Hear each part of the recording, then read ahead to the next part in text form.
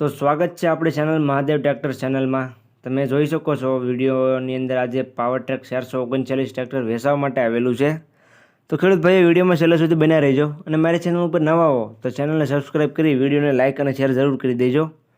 હવે આપણે power track 439 ટ્રેક્ટરની વાત કરીએ તો તે મોડલ છે 2010નું।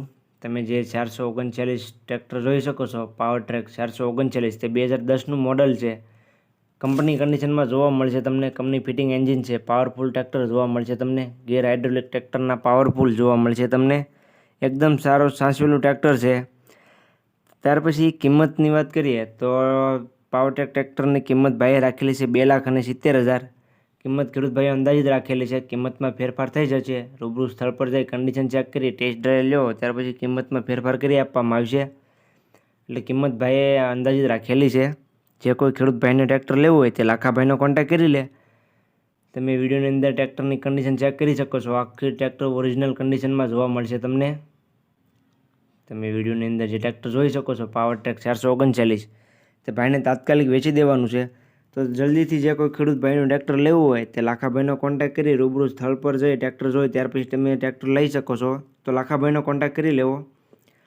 ત્યાર પછી આ ટ્રેક્ટર તમને જોવા ક્યાં મળે તેની વાત કરું તો ગામ બોરડા, તાલુકો તળાજા, જિલ્લો ભાવનગર અને લાખાભાઈ પાસે ટ્રેક્ટર જોવા મળશે। તમારે જે કોઈ ખેડૂત ભાઈને ટ્રેક્ટર લેવું હોય તે ભાવનગર જિલ્લામાં લાખાભાઈ પાસે જોવા મળશે।